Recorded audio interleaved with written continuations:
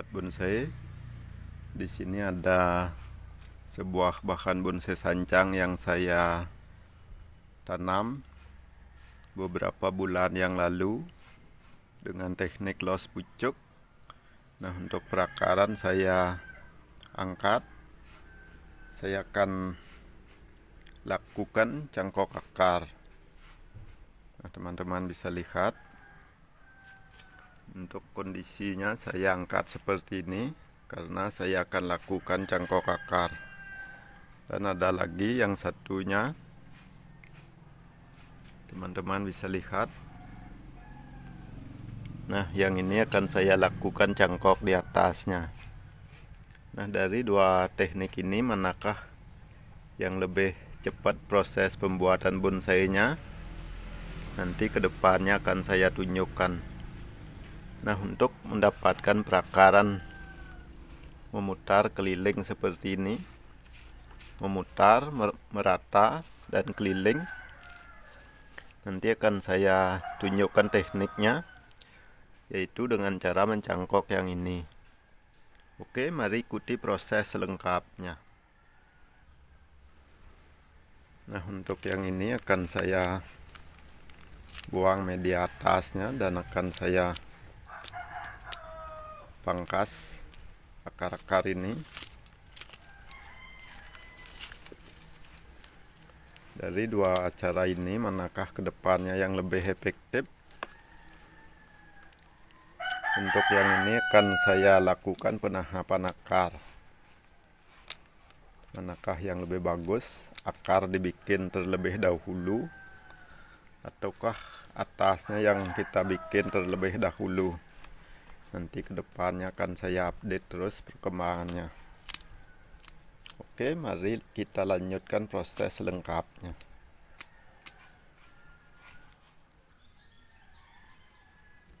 Nah, beginilah kondisi perakarannya setelah saya bongkar. Inilah yang akan saya press sekarang. Dan akan saya kasih media seperti mencangkok.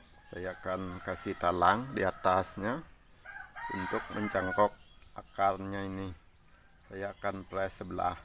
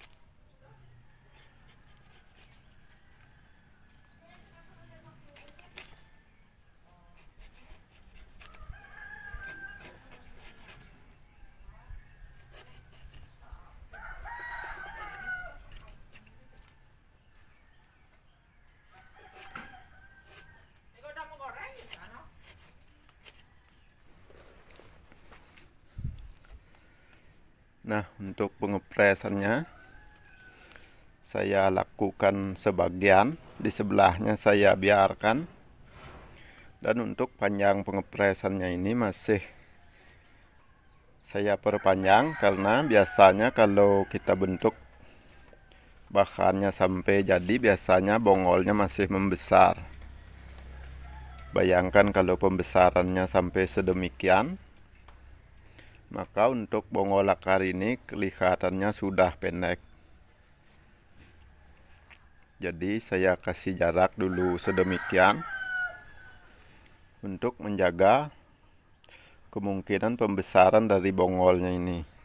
Karena untuk bongolnya ini masih sangat mungkin untuk membesar. Oke, sekarang saya akan kasih talang dan saya akan menimbunnya dengan media.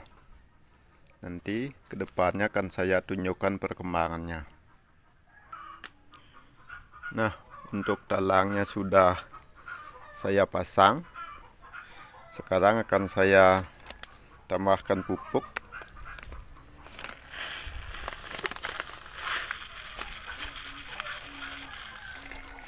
Untuk jaga-jaga nanti kalau cabang akarnya sudah muncul, agar mendapatkan nutrisi yang lebih banyak. Oke, sekarang saya timbun.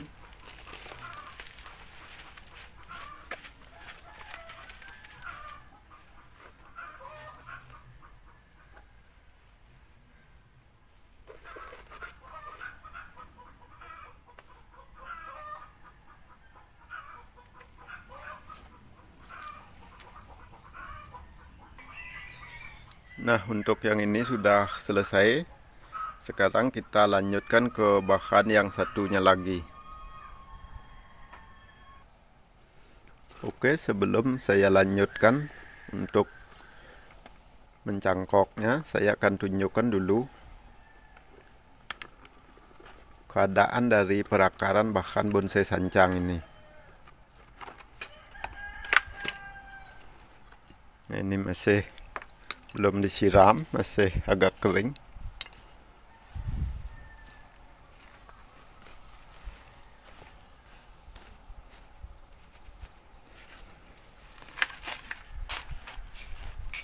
Samping saya menunjukkan pada teman-teman, saya juga masih akan melakukan penyeleksian akarnya.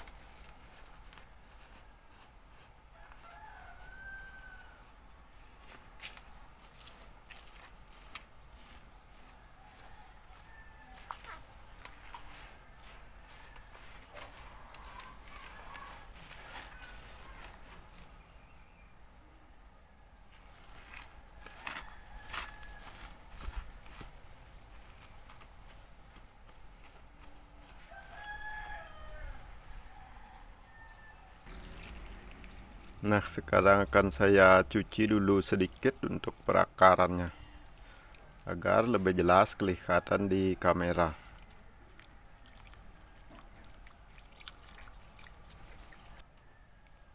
Nah, teman-teman bisa lihat untuk kondisi perakarannya seperti ini. Nah, barangkali ada teman-teman yang belum tahu membuat akar sancang seperti ini. Sekarang akan saya buatkan tekniknya agar akar sancang teman-teman bisa pertumbuhannya keliling merata seperti ini.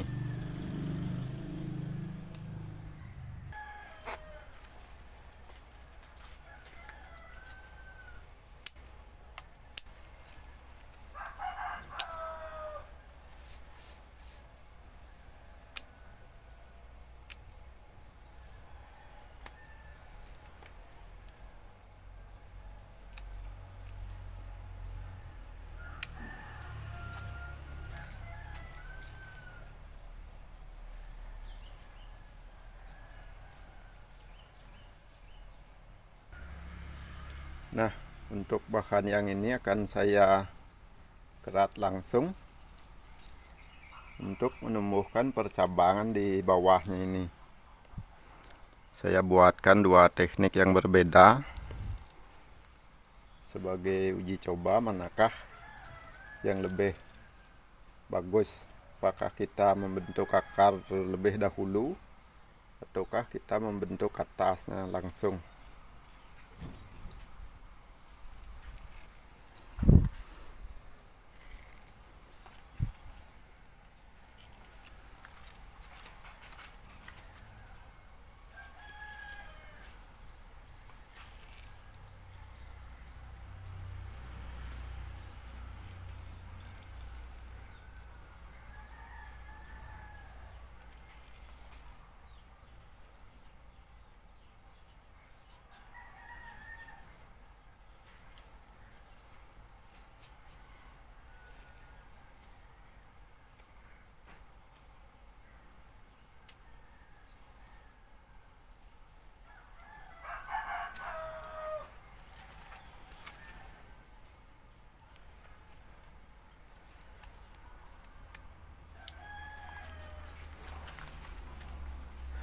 Nah, untuk lendir kambiumnya ini kita krok-krok sampai kayunya kelihatan. Kalau kita tidak krok-krok seperti ini, biasanya kambiumnya akan menyatu lagi.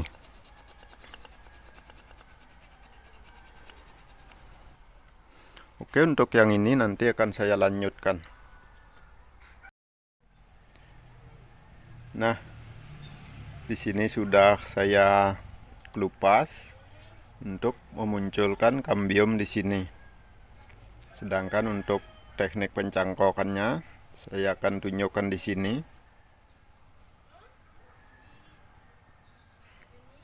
Untuk mendapatkan perakaran yang merata, kita cari ruasnya seperti ini. Di titik tumbuhnya ini kita kerat di bawah titik tumbuhnya. Kalau kita langsung membungkusnya, biasanya untuk perakarannya tumbuh di sini, di atas keratannya, bukan di keratannya. Tapi kalau keratannya kita biarkan barang seminggu atau sampai kambiumnya muncul, barulah perakarannya muncul di keratannya. Tapi kalau sehabis dikelupas seperti ini, langsung dibungkus dengan media, biasanya pertumbuhan untuk akarnya biasanya di ruasnya ini, di titik tumbuhnya. Kalau masih muda, biasanya ruasnya ini masih kelihatan jelas. Oke, mari kita lanjutkan proses selengkapnya. Nah, untuk pengelupasan kulitnya ini sudah selesai. Kenapa saya buat pengelupasan 2? Karena ini sistem cangkok los pucuk. Karena kedepannya saat penanaman ini akan saya jadikan sebagai penopang saat penanaman, agar pohonnya tidak goyang. Oke, demikian pula untuk pemasangan medianya, jangan terlalu tinggi begini, sampai segini.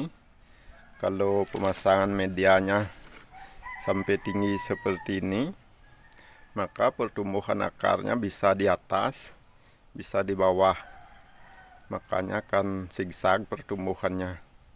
Usahakan pemasangan medianya sekitar sedemikian, agar posisi tumbuh akarnya merata. Saya jamin akarnya akan bisa seperti yang ini. Karena teknik yang ini juga tekniknya sama, teknik pencangkokannya sama.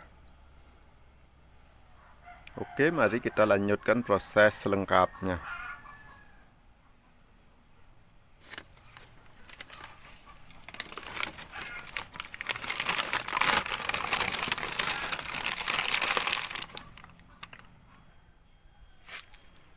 Oke, untuk proses pemasangan medianya sudah selesai saya lakukan. Nah, untuk medianya ini teman-teman harus buat besar seperti ini, agar perakarannya mau mekar, tidak keburu menggumpal begini. Maka kita lebih mudah memprogramnya. Oke, sekarang akan saya tunjukkan dengan contoh bahan yang lain yang sudah siap panen. Berikut dengan proses penanamannya. Mari kita ikuti proses lengkapnya.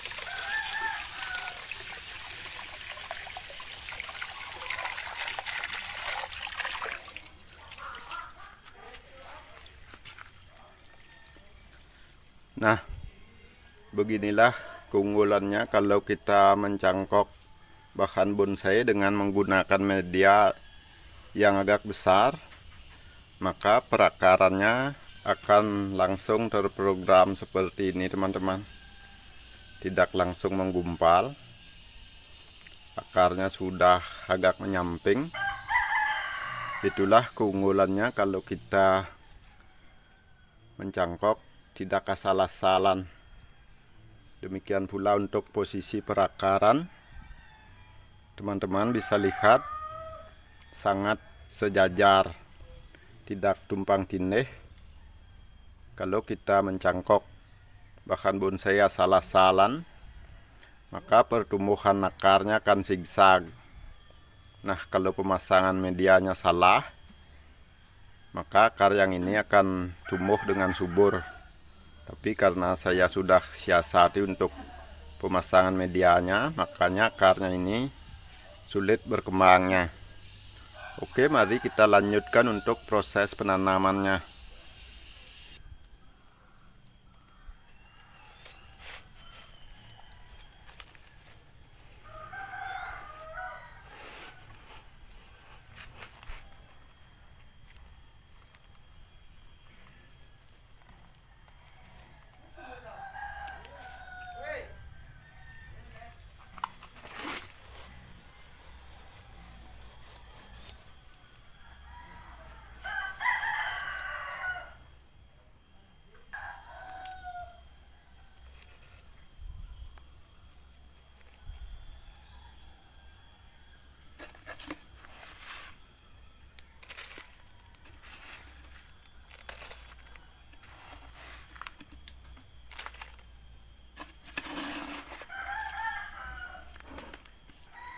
Untuk akar yang masih muda seperti ini jangan kita seleksi dulu, karena kita belum tahu mana yang akan bertahan dan mana yang akan mati. Kita biarkan dulu semua. Nanti kisaran lagi 2 bulan kita baru lakukan penyeleksian untuk perakarannya.